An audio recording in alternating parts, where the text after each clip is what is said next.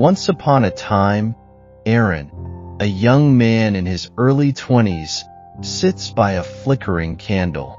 The room is cluttered with papers, books, and small trinkets. His brow is furrowed in deep thought as he stares at the ceiling. His hands tremble as he fidgets with a quill, muttering to himself, "What if I choose wrong? What if I fail? What if LLI?" He rubs his face in frustration, overwhelmed by his thoughts. I can't stop thinking. Every choice feels like a trap. Every decision a burden. Why can't my mind just rest? Arin, looking tired and anxious, sits at a table with a friend. They drink quietly for a moment. You've been like this for weeks, Arin. What's wrong? I can't stop overthinking. Every little thing, every choice, it's like I'm paralyzed. I feel like my mind is stuck in a loop. You need help. Real help. The friend leans in closer, speaking softly. There's a fakir. He lives on the mountain. People say he has wisdom that can solve any problem. Maybe he can help you find some peace. Arin trudges up the rocky path. The wind howls, and sweat drips down his face. The journey is exhausting, but he pushes forward, his face set with determination. Arin finally reaches the monastery, a peaceful, ancient building set against the backdrop of the towering mountains. The sound of a nearby river echoes softly through the air. Arin approaches an old fakir sitting cross-legged on a rock by the river. The monk has a serene expression, his eyes closed, as if he's one with the world around him. Arin hesitates, unsure how to proceed, but then he steps forward. Master, please, I need your help.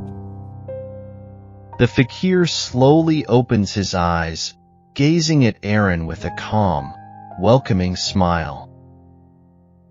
The fakir gestures for Arin to sit beside him. They both sit facing the river, the water flowing peacefully.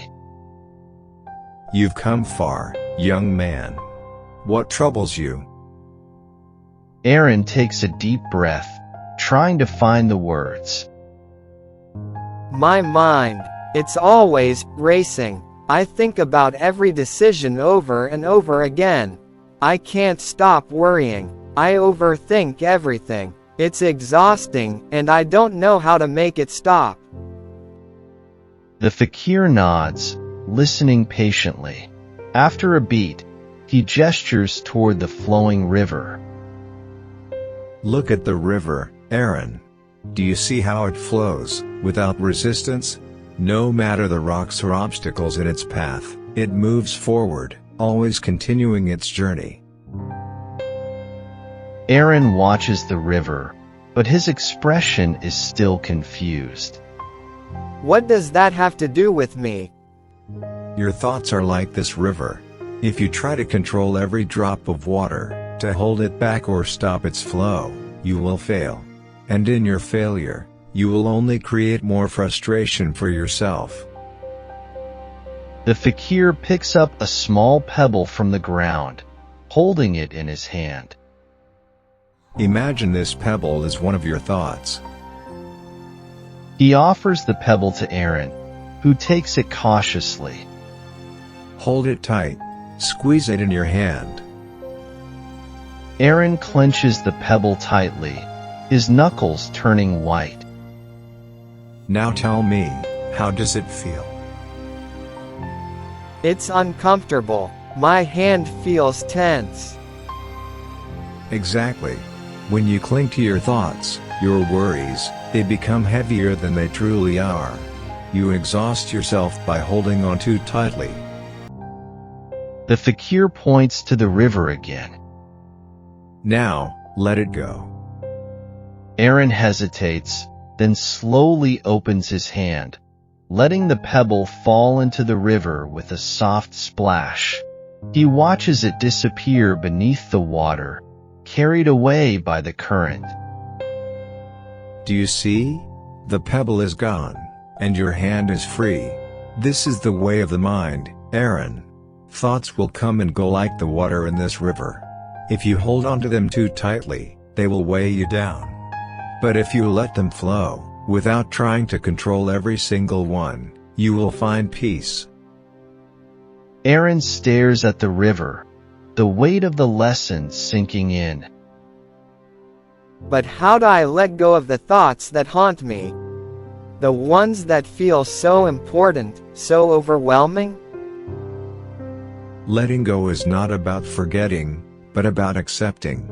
Accept that some things are beyond your control. Life will happen, with or without your worry. Trust the flow of the river. Trust the flow of your mind. The more you resist, the more you'll suffer.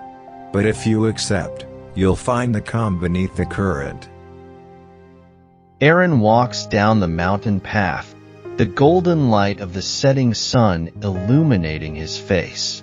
He looks more peaceful now, the tension in his features eased. He picks up a small pebble from the ground and examines it, a slight smile forming on his lips. He tosses it into the air and watches it land softly beside the path. I cannot control the river, nor should I let it flow, and I'll flow with it. Arin returns to his village, walking through the quiet streets.